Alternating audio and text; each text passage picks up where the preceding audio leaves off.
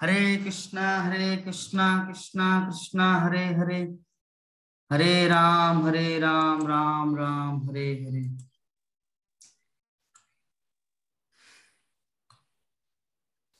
हरे कृष्णा कृष्णा कृष्णा हरे हरे, हरे Ram Ram Ram Hare Hare.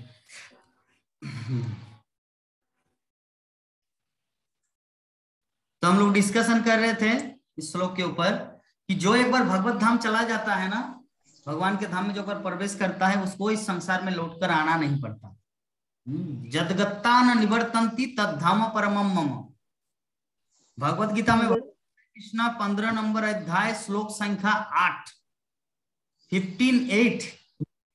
Bhagavad Gita 15 number अध्याय श्लोक संख्या 8 में भगवान श्री कृष्ण बोल रहे हैं कि न तद भासयत सूर्य न शशांक न पावको, कि मेरा जो धाम है न बिजली से न मोमबत्ती से न माचिस से न दिया सलाई से किसी भी इलेक्ट्रिक से मेरा वो धाम प्रकाशित नहीं होता, बल्कि मेरे ब्रह्म ज्योति से वो प्रकाशित होता है।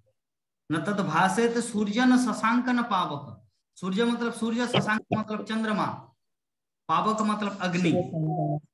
तो अग्नि, सूर्य, चंद्रमा द्वारा जो मेरा धाम है उसमें प्रकाशित नहीं होता, बल्कि जदगत्ता न निवर्तन्ते तद्धाम परमम मम। जो उस संसार में लौट कर एक बार आता है उसको पुनः इस संसार में आने की इच्छा नहीं होता। इच्छा क्या, वो आएंगे ही नहीं। क्यों आएगा दुख में? जो व्यक्ति एक बार जेल खाना से छूट गया, पुलिस का डंडा खा के, लाल भात खा के, खिचड़ी खा के एक बार पुनः अपने नॉर्मल कंडीशन में आ गए, तो क्या फिर से वो जेल जाएगा? प्राणमोहन प्रभु जी, आपका क्या कहना है, वो फिर से जेल जाएगा लाल भात खाने? नहीं प्रभु जी। क्यों क्यों? इसलिए कि जेल कोई बढ़िया जगह नहीं है, वो तो बदमाशों के लिए है, गुंडों के लिए है। हाँ, जेल कोई बढ़िया जगह नहीं, वो बदमाशों के लिए है। वहां पे हर कोई अच्छा व्यक्ति वहां पे नहीं जाए, ठीक है? नहीं जाता। तो इस प्रकार तो हम लोग जानते हैं कि ये जो संसार क्या है, जेल है। संसार एक जेल खाना है, जो हम लोग को डंडा मिल रहा है, त्रिताप मिल रहा है, दैहिक दैविक भौतिक 3 प्रकार की दुख हम लोग को मिल रहा है। तो हम लोग एक बार जब जाएंगे ना भगवत धाम, तो वहां से लौट कर आने का मन नहीं करेगा। जो कोई भी व्यक्ति एक बार मायापुर आया है ना, उसको अच्छा नहीं लगता कि मायापुर धाम से चले जाए घर दोबारा। विश्वास प्रभु, आप हेडफोन खोल के थोड़ा बताइए, अपना अनुभव बताइए।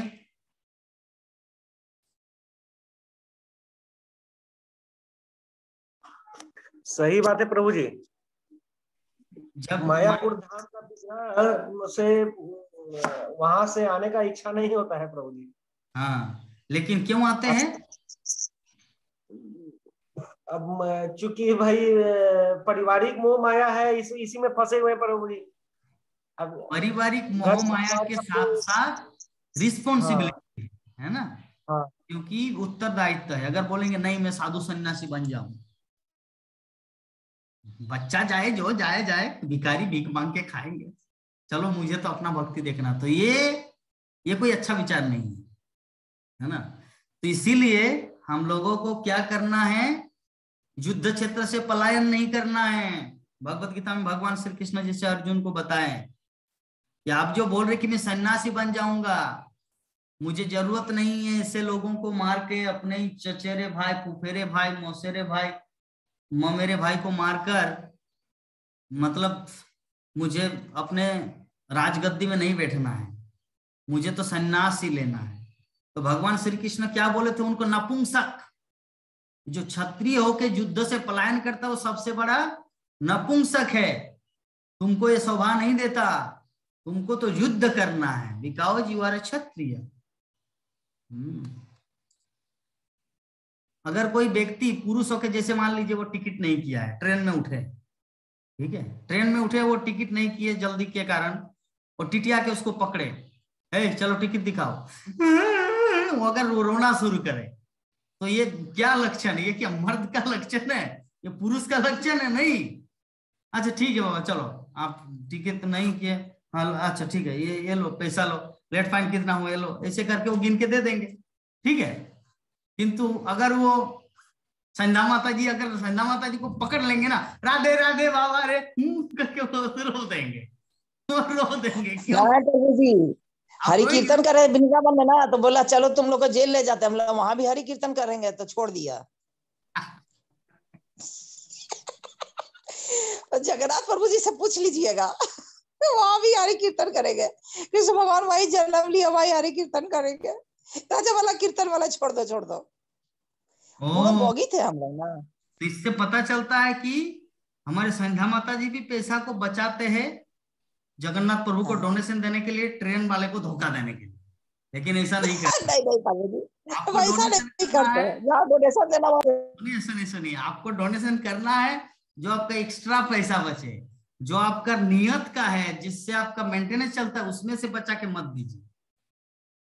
ट्रेन वाले को धोखा देंगे और मुझे देंगे, no, this is not good business. Neha माता जी अपने घर का लाइट जला लीजिए, नहीं तो गरीब घर जैसा लग रहा है, ठीक है, धनी घर जैसा देखना चाहिए। हाँ, तो हम लोग डिस्कस कर रहे थे, क्या डिस्कस कर रहे थे? जदगत्ता निवर्तन्ते तद्धाम परम मम। गीता माता जी क्या रूम शिफ्ट किए क्या, दूसरे जगह है, दूसरा मुंबई या दिल्ली? नहीं प्रभु जी, मैं थोड़ा काम भी कर रही साथ में। तो लैपटॉप को दूसरे जगह लाया क्या? हाँ, किचन में लेके आई। ओ अच्छा अच्छा, बहुत सुंदर, अच्छा है। जन के न प्रकार ना भागवत कथा से छूटना नहीं है, भागवत कथा को सुनना है। हमारे प्रमोद प्रभु जी की माँ भी सुन रहे हो, माँ है प्रभु? जी प्रभु जी।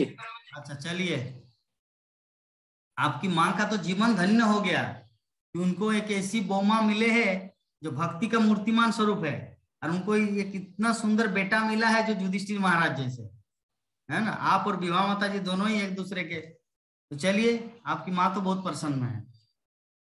आजकल के लड़के कोई शराब पी के, गांजा खा के, ये करते वो करके जी रहा है, लेकिन आपकी माँ के आंखों के सामने कितना सुंदर दिखने को मिलता है, भक्ति में लगे हुए हैं, तो सुंदर बात है। अभी ये बात आपकी माँ के बारे में बोल रहे, हमारे नंदा किशोरी माता जी को चिंता हो रहा है कि प्रभु जी मेरा बेटा ही तो भक्त नहीं बन रहा है, क्या करूं? हाँ, यही हो रहा है ना माता जी? नहीं प्रभु जी, ऐसा बात नहीं है। दुख हम तो हो रहा करके है। चिंता करके ही क्या क्या करेंगे? क्या करेंगे? मन होगा तो अपने बनेगा।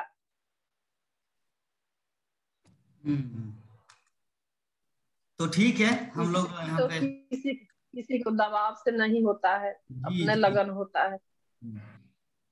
तो यहाँ पर शिल प्रभुपाद आगे बोलना चाह रहे हैं, क्या बोल रहे हैं यहाँ पे देखिए, शिल प्रभुपाद बोलना चाह रहे हैं कि भले ही स्वर्ग के ग्रह भौतिक भोग की अच्छी सुविधाएं देने के लिए अत्यंत प्रसिद्ध क्यों न हो, लेकिन भगवत गीता नवम अध्याय श्लोक संख्या 20 और 21 में हम जान पाते हैं कि जो ही संचित पुण्य छीन हो जाते हैं, मतलब छीने पुण्य मर्तलोकं विसंति, तो ही मनुष्य को पृथ्वी पर पुनः आना पड़ता है।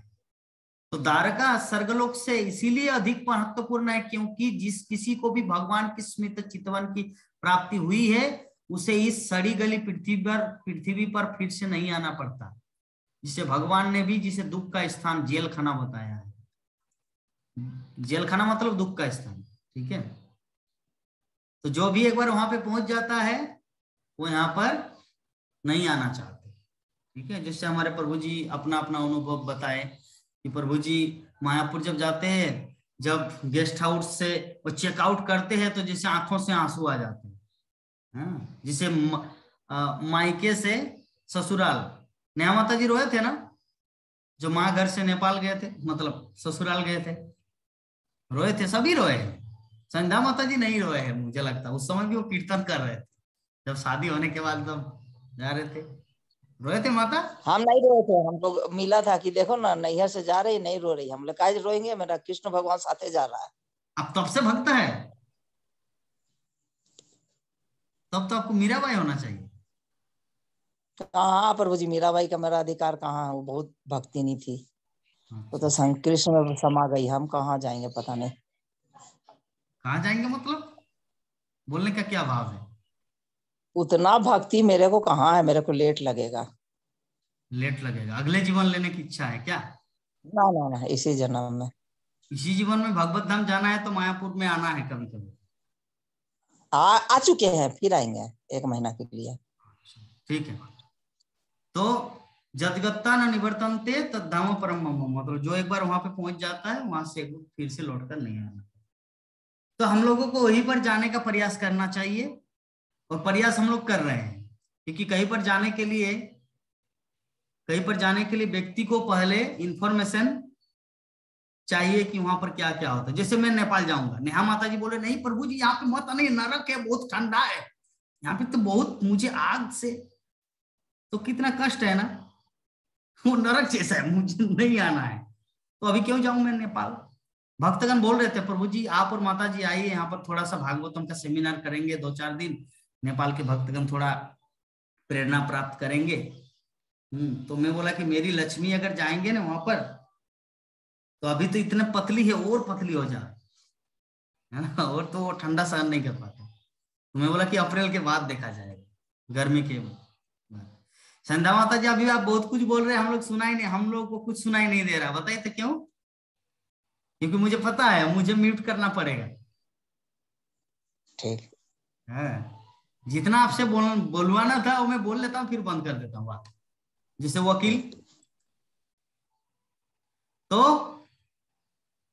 यहाँ पर श्रील प्रभुपाद हम सबको बताएं कि भगवान श्री कृष्ण बोले ये जगह क्या है, दुखों का स्थान, न केवल ये पृथ्वी, चलिए तात्पर्य को थोड़ा पढ़ ही लेते हैं हम लोग, न केवल ये पृथ्वी अपितु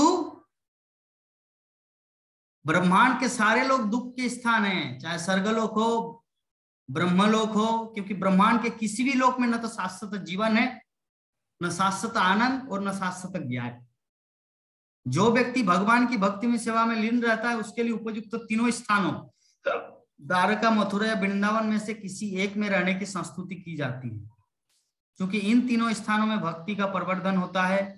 अतः जो लोग शास्त्रों की बताई विधि से नियमों का पालन करने के लिए वहां जाते हैं उन्हें वैसा ही फल मिलता है जैसा भगवान श्री कृष्ण के उपस्थित रहने पर मिलता था। तो यहाँ पे श्रील प्रभुपाद और एक बहुत ही इंपॉर्टेंट चीज हमारे सामने प्रेजेंट किए कि भगवान श्री कृष्ण जो द्वारका में, वृंदावन में, मथुरा में, जो पूर्व काल में अर्थात द्वापर युग में रहे थे, उस समय भक्तगण को जो फल मिला था, जो बेनिफिट, वही बेनिफिट उनको अभी भी मिलेगा अगर कोई धाम में रहते हुए। धाम में रहने का मतलब क्या है और चीज समझना है। धाम में रहने का मतलब हमारे आचार्यों द्वारा दिया गया जो पथ है, जो हम लोग अभी पालन कर रहे हैं, श्रील प्रभुपाद के दिए गए 4 नियम 16 माला जप, हम लोग जो भक्ति कर रहे हैं, इससे हम लोग को सेम प्रॉफिट होगा जो फल पहले मिलता था भक्तों को।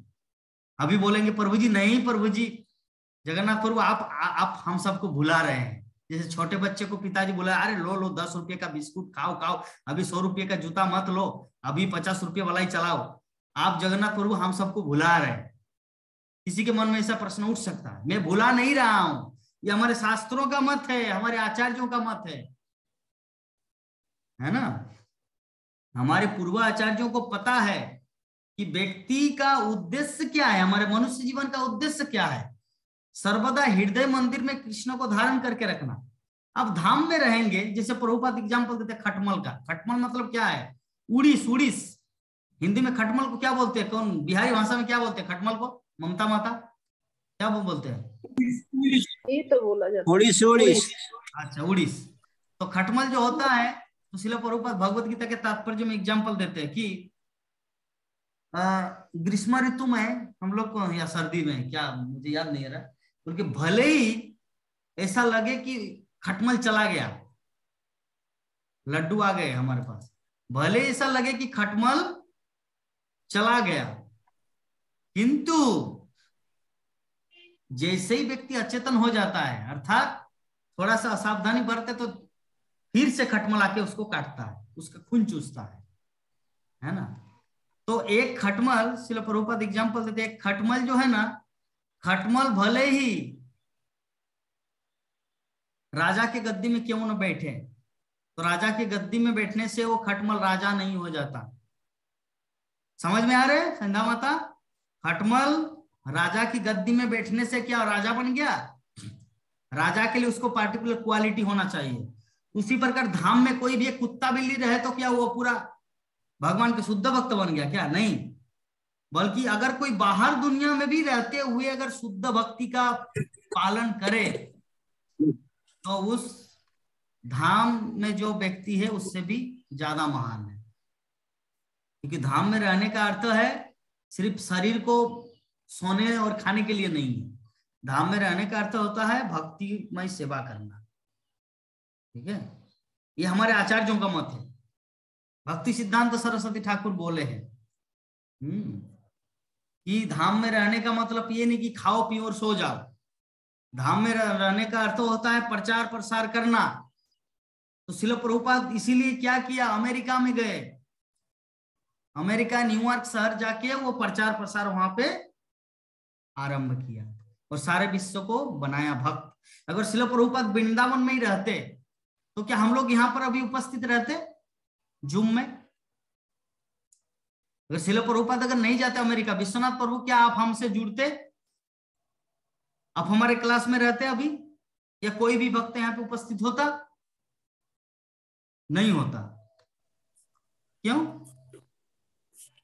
क्योंकि श्रील प्रभुपाद प्रचार किए हैं और प्रचार के फल स्वरूप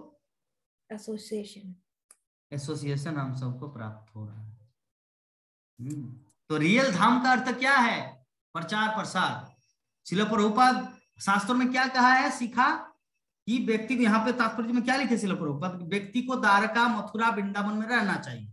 तो अगर श्रील प्रभुपाद उसी बात को मान लेते और अमेरिका नहीं जाते प्रचार प्रसार करने के लिए, तो क्या संध्या माता जी यहाँ पे राधे राधे करते? या हमारे यहाँ पे जूम क्लास के भागवत कथा चलता? नहीं। तो इसका मतलब रियल धाम का अर्थ क्या है?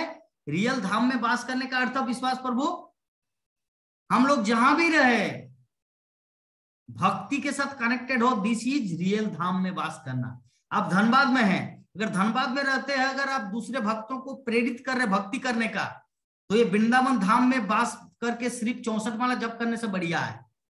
अब वृंदावन धाम वास कर अपने खुद का उद्धार कर लिया, हरे कृष्ण मुझे उद्धार कीजिए प्रभु, मैं बहुत दिन से दुख भोग रहा, मुझे यहाँ से उठा लीजिए, हरे कृष्ण हरे कृष्ण। इसका भाव क्या है? हरे कृष्ण ज्यादा मंत्र, 64 माला जप करना, राधा कुंड में वास करना, उसका मतलब क्या है? मैं बहुत दिन से दुख भोग रहा, हरे कृष्ण मुझे ले चलिए यहाँ से प्रभु जी, मैं बहुत दुख हो रहा, लाइक ये है भजनानंदी। और गोष्ठानंदी का अर्थ क्या है?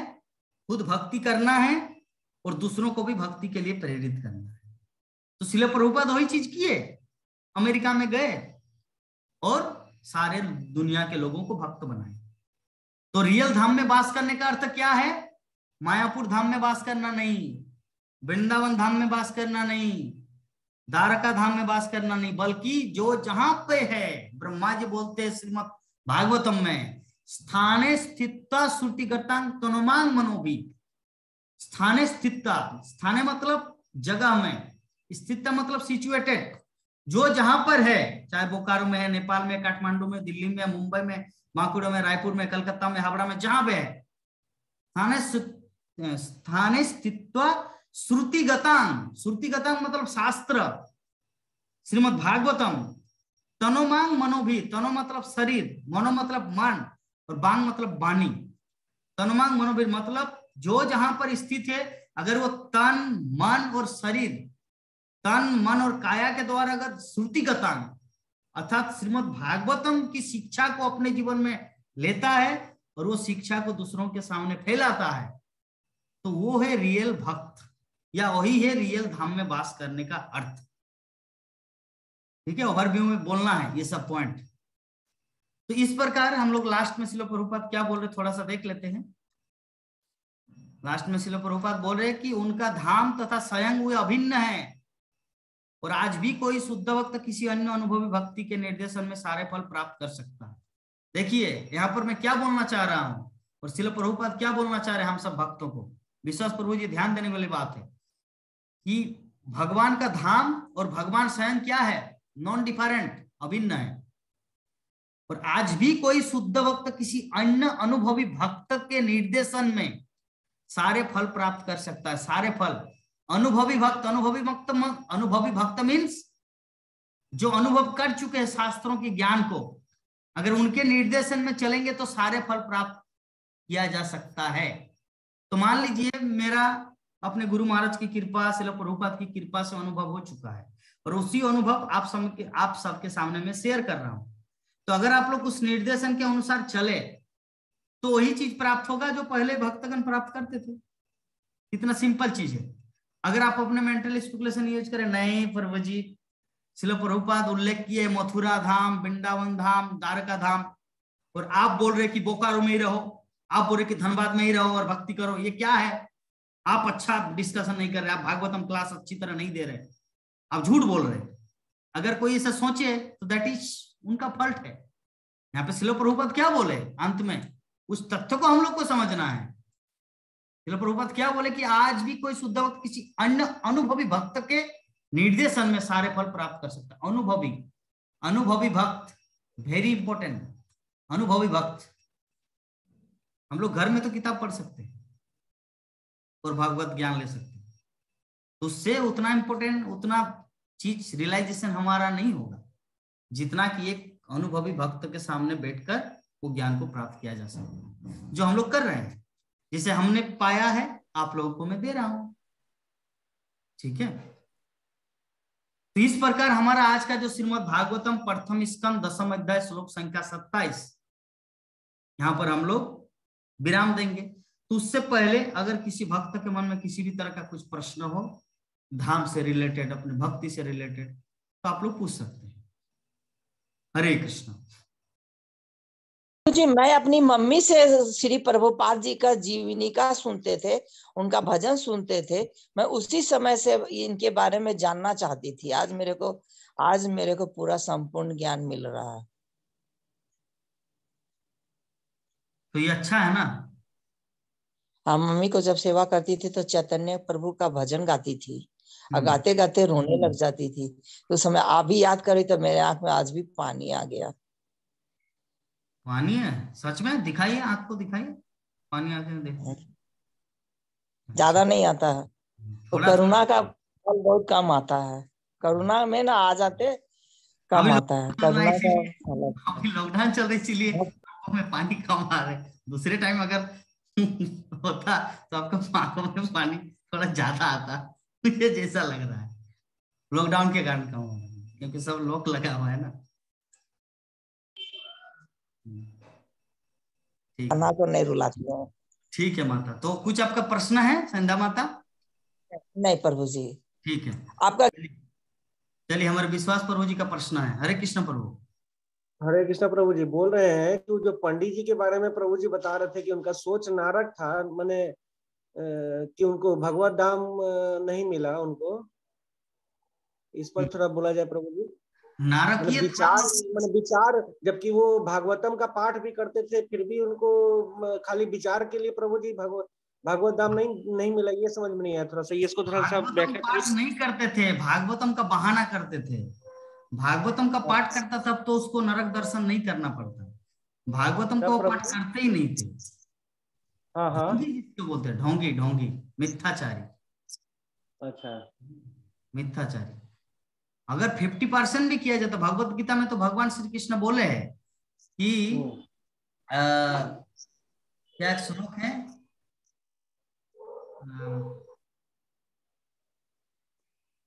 एक श्लोक है, महान भय से रक्षा करते हैं। अरे श्लोक अभी याद नहीं आ रहा, चलिए बाद में बताएंगे। श्लोक ये है कि भगवत भक्ति में जो किया गया कुछ भी परसेंटेज जो हमारे एक महान भय से रक्षा करते हैं। महान भय मतलब अगले जीवन में नरक न जाना, ये सब गोविंद कुछ है। अगले जीवन में कुत्ता बिल्ली न बनना, तो हम लोग को महान भय से रक्षा करता है अगर हम लोग भक्ति करते हैं तो वो तो भक्ति नहीं करते थे ना, यही तो समस्या था। भक्ति के नाम पर जो ढोंगी थे वो मिथ्याचारी थे, जिसके कारण उनको नरक जाना पड़ा। लेकिन इसका मतलब ये नहीं कि वो नहीं आएगा, वो आए फिर जन्म लिए थोड़ा, क्योंकि भागवतम का कम से कम ढोंग तो कर रहे थे, इसलिए बाद में आया। ठीक है, महत पापम,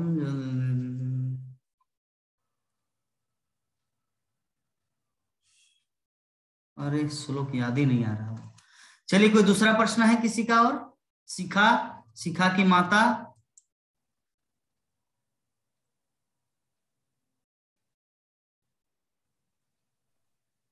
हरे कृष्ण प्रभु, दंडवत प्रणाम। अभी नहीं है प्रभु जी। थोड़ा जोर से बोलना है। आज प्रश्न नहीं। निर्जला एकादशी किए है क्या? कुछ खाए नहीं? हरिद्वार धाम में नहीं आता प्रभु जी। क्या? हरिद्वार, हरिद्वार हरिद्वार धाम नहीं, हरिद्वार तीर्थ है, तीर्थ। ठीक है ना? हाँ। हम चले। इस विषय में मैंने मायापुर टीवी का पहला क्लास इस विषय में टॉपिक है 20 मिनट का, कि मायापुर क्या है, तीर्थ, धाम या भगवान का घर। वो वीडियो कौन कौन देखे हैं? गीता भगवान माता का घर, धाम धाम देखे आप? भगवान का घर प्रभु जी। हाँ, नहीं वो तो ठीक है, वो वीडियो में दिया था, कौन कौन देखे हैं? हाँ देखे। तो उसमें ये चीज हरिद्वार का भी उल्लेख है कि हरिद्वार धाम नहीं, हरिद्वार तीर्थ है। तीर्थ का अर्थ क्या है? तरंती अनेना, मतलब जहां पर जाने के बाद व्यक्ति तर जाता है। तीर्थ मतलब क्या है? भगवान थोड़ा, जो कोई व्यक्ति भक्ति किए, थोड़ा तपस्या किया, भगवान वहां पर प्रसन्न होकर उसको दिखाया, अपना दर्शन दिए, और वहां से वो जगह बन गया तीर्थ। और धाम मतलब भगवान जहां पे जन्म लेते हैं, हाँ, अपनी लीला करते हैं, उसको कहा जाता धाम। और तीर्थ मतलब मान लीजिए हमारे भी क्या बोलते हैं, गीता माता जी है, वो दुर्ग में रहते हैं, वो इतना शुद्ध भक्ति किया, इतना शुद्ध भक्ति की भगवान उनके सामने दुर्ग में प्रकट हो गए। और प्रकट होके बोलो गीता आपको क्या चाहिए? बोले कि प्रभु जी मुझे ये दुर्ग जो है ना, यहाँ पर मुझे एक भक्तों का भंडार है। बोले ठीक है, तथास्तु। तो वो दुर्ग एक तीर्थ बन गया। तो ऐसे करके वो सब तीर्थ है। ऋषिकेश, हरिद्वार, वहां पे भक्तगण तपस्या किए, तपस्या के बल से भक्तगण को प्रसन्न करने के लिए भगवान प्रकट हुए, दैट इज कॉल्ड तीर्थ। और धाम मतलब जैसे वृंदावन, द्वारका, मायापुर, जहां पे भगवान लीला की, अयोध्या। ठीक है, तो प्रश्न है हमारे पार्थो प्रभु जी का और गीता माता। पार्थो प्रभु आपका प्रश्न था? अच्छा, आपका नहीं। गीता माता जी क्या और कोई हाथ उठाए थे? हरे कृष्णा, मेरा कोई प्रश्न नहीं है। मैंने आज जो भगवत गीता में एक पढ़ी थी वो थोड़ा बताना चाह रही थी इस संदर्भ में, जो आप बोले थे। जैसे हम लोग कोई साधारण नहीं है, उसमें लिखा है हम लोग बहुत स्पेशल लोग हैं। क्यों? क्योंकि क्या बोलते हैं, जो मनुष्य योनि जो हम लोग को मिला है ना, 100 जन्मों के बाद, भटकने के बाद हम लोग को मिला है। उसके बाद हम लोग भक्ति विनोद ठाकुर जी के वो है इनका, पहले पशु योनि मिला, उसके बाद मनुष्य शरीर मिला। वो भी कितने 1000 जन्म तक हम लोग भटकने के बाद, उसके बाद हम लोग ने पूजा किया, सूर्य नारायण उपासक रहे, उसके बाद दुर्गा देवी का उपासक रहे, उसके बाद गणपति का उपासक रहे, उसके बाद शिव जी का, उसके बाद कृष्ण, उसके बाद कृष्ण भक्त बने और हरि नाम का जप करके गौड़ीय वैष्णव भक्त बने। इतना सब ट्रैवल करने के बाद आज इस जूम में जितने लोग बैठे हैं ना, ये लोग आए हैं। बहुत सुंदर। तो अभी जो मुझे श्लोक याद नहीं आ रहा था, वो श्लोक मुझे याद आया। भगवत गीता का श्लोक है स्वल्पम पश्य धर्मस्य त्रायते महतो भयात। विश्वास प्रभु, श्लोक लिख के रखिए। जो श्लोक के बारे हम याद नहीं आ रहा था, भगवान की कृपा से, सरस्वती देवी की कृपा से स्मृति में आ गया कि स्वल्पम पश्य धर्मस्य त्रायते महतो भयात, कि थोड़ा सा भी भगवत भक्ति करने से व्यक्ति को महान भय से रक्षा करता है। ये कितना नंबर श्लोक है ये बाद में बता दूंगा। तो ये श्लोक इस प्रकार है। तो और किसी का कुछ प्रश्न है? जिसे विवाह क्या बोलते हैं, विवाह माता नहीं, प्रभु जी। हाँ, हरे कृष्णा। ये बोले कि गौदान क्यों होता है प्रभु जी? क्या गौदान क्यों होता है? गोदान क्यों होता है? हाँ, गोदान एक्चुअली इसीलिए होता है क्योंकि जो ब्राह्मण है, जो ऋषि, जो अपने कुटीर में, अपने आश्रम में रहते हैं, तो अगर कोई व्यक्ति उसको गोदान देता है, गाय दान देते, तो दूध पी के अपना कहने का मतलब भगवान को अर्पण कर सकते हैं, खुद पी सकते हैं, प्रसाद खा सकते हैं। हाँ, ब्राह्मण को गोदान देना चाहिए। और गोदान इसीलिए क्योंकि वो जो कृषि है या जो ग्वाला है, जो घोष है, उन लोगों के पास गो रहता है ज्यादातर, तो इसीलिए अगर ब्राह्मण को दिया जाता है, क्योंकि ब्राह्मण तो किसी को जाके तो हर उनके पास तो उतना धन भी नहीं है ना, ये चलो आपका गाय का कितना दाम है, 10,000 ये लो, वो तो नहीं कर सकते क्योंकि ब्राह्मण तो खुद भिखारी है। ठीक है, और वो तो हड़प भी नहीं सकते कि ए तुम्हारा गाय दे दो, आपको पता नहीं मैं कितना बड़ा भक्त हूं, दो, वो तो वो भी नहीं कर सकते बेचारा। इसीलिए विधान है कि गोदान ब्राह्मण को देना चाहिए, ना वो खरीद सकते हैं ना उसको मतलब हटप के ले सकते हैं। नंद किशोर कहाँ से घंटी बज रहा है? मेरा डेरा में प्रभु जी। हाँ, मेरा माँ दिया दिखा रही है। अच्छा अच्छा, ठीक है, चलिए। तो नेहा माता जी का प्रश्न है नेपाल से, बोलिए। हरे कृष्ण प्रभु जी। गोदान तो प्रभु जी मरने के समय करते हैं ना, तो क्यों प्रभु जी? कौन बोलते हैं मरने के समय करते हैं? जब भगवान श्री कृष्ण का जन्म हुआ तब तो वसुदेव तो कारागार में ही, कंस के कारागार में ही अनेकों को ऐसे दान दिया मन ही मन। गोदान सिर्फ मरने के समय दिया जाता है ऐसा कोई मतलब नहीं, किसी भी टाइम दिया जा सकता है। अभी भी अगर है तो आप मेरे लिए एक वहां पे पार्सल कर सकते हैं कोरिया से, ठीक है?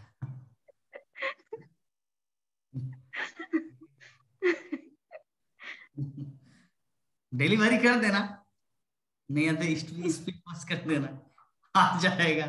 तो यहाँ पर रखे। इधर जो होता है तो मरने के समय दिया जाता है, जिसका प्राण नहीं निकल रहा होता है ना, उस समय गोदान किया जाता है, या मरने के बाद भी किया करता है। देखिए इसका उदाहरण आपको कैसे दूं। जैसे कोई व्यक्ति मर गया तो उसमें उनको गंगा जल दो, गंगा जल दो, गंगा जल दो, वो उसको गंगा जल दिया जाता है। मरने के समय व्यक्ति को गंगा जल पिलाया जाता है।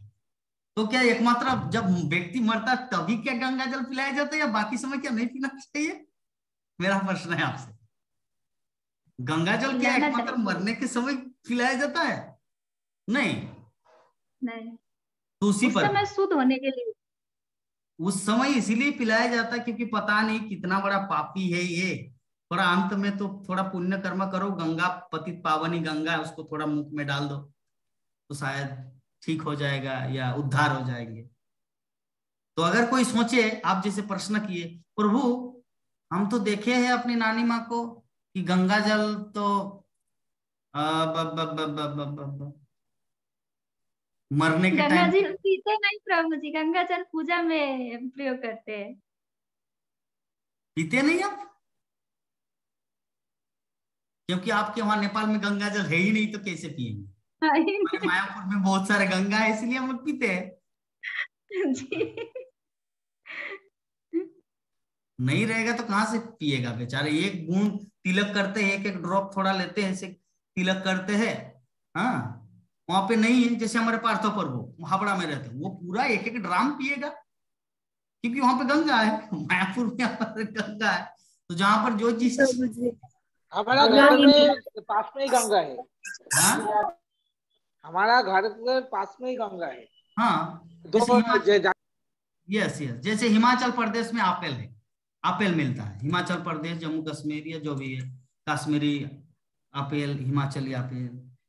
तो वहां पे क्या है ना, जैसे हमारे यहाँ पे कुल पका है, कुल पका बेर, तो इसे ही वहां पर है।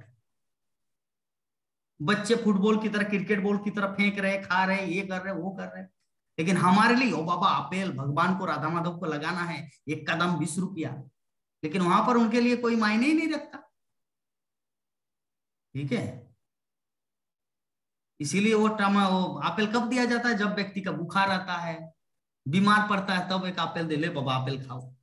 ठीक है, लेकिन वहां हिमाचल प्रदेश में अरे क्या आपेल, जितना खाना खाओ, पियो, ये करो। जैसे पोस्तु, उदाहरण दिया पोस्तु। पोस्तु जो है, पोस्ता, खरखस, खसखस, खसखस जो है हमारे यहाँ पर कितना 2000 रुपया किलो, 2500 रुपया किलो। लेकिन मेरे ससुराल में, उज्जैन में पोस्तु का चास होता है, कोई फर्क ही नहीं पड़ता, जो जितना खाना खाओ। ठीक है। तो गंगा जल आप बोले कि पूजा में दिया जाता है या मरने के बाद दिया जाता है, आप लोगों के पास है नहीं तो क्या किया? एक डब्बा खरीदो 30 रुपया में, इतना बड़ा गंगा का डब्बा पूजा में लगा हुआ है। तो ये है आपका उदाहरण आंसर। ठीक है, तो गोदान पहले भी किया जाता है, बाद में भी किया जाता है। ठीक है, क्लियर?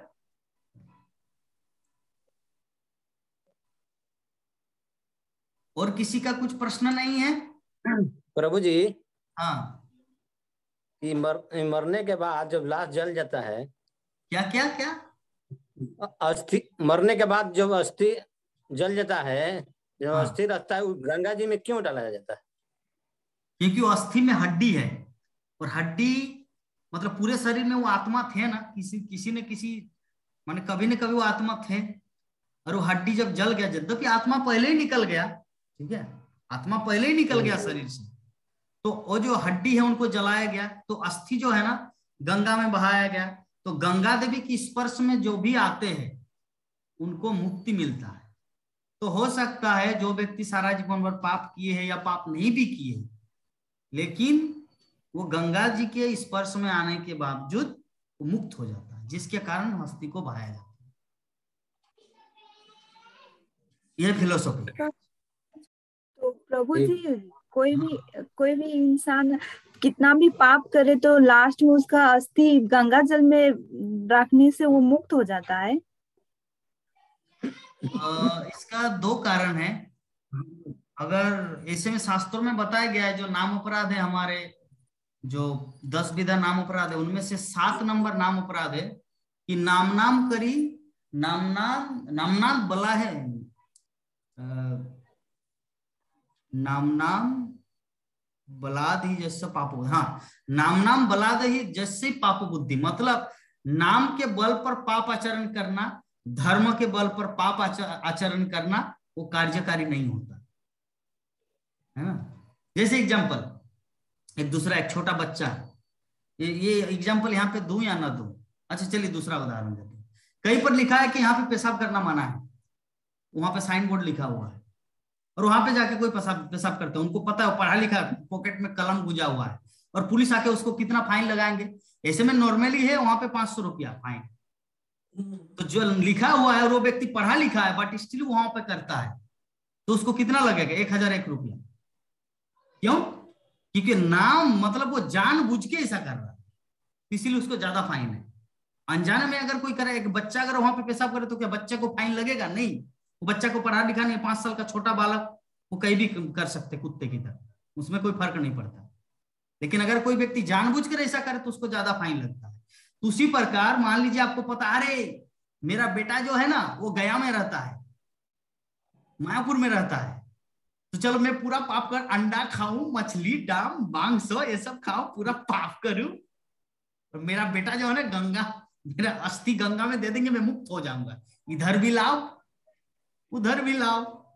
तो श्रील प्रभुपाद बोलते इसको लाभ होने वाला कुछ नहीं है। नामनाथ बलादि ही जैसा पाप बुद्धि, नाम के बल पे पाप आचरण करना, धर्म के बल पे पाप आचरण करना कोई मायने नहीं है, कोई काम नहीं आने वाला। ठीक है, ठीक है, सीखा? क्लियर? ठीक है, चलिए हम लोग वांछा कल्पतरु करते हैं और क्लास को यहीं पर विराम देते हैं। आज का 6:16 हो चुका है। वांछा कल्पतरुभ्यश्च कृपा सिन्धुभ्येव च पतितानां पावनेभ्यो वैष्णवेभ्यो नमो नमः। हरे कृष्णा कृष्णा कृष्णा हरे हरे, हरे राम राम राम हरे। जब हरे कृष्ण महामंत्र लास्ट में बोलेंगे उस समय तो कम से कम अनम्यूट करना है, ताकि एक साथ में गूंज उठे। सबका देखा म्यूट किया हुआ है। जय श्रीमद् भागवत महापुराण।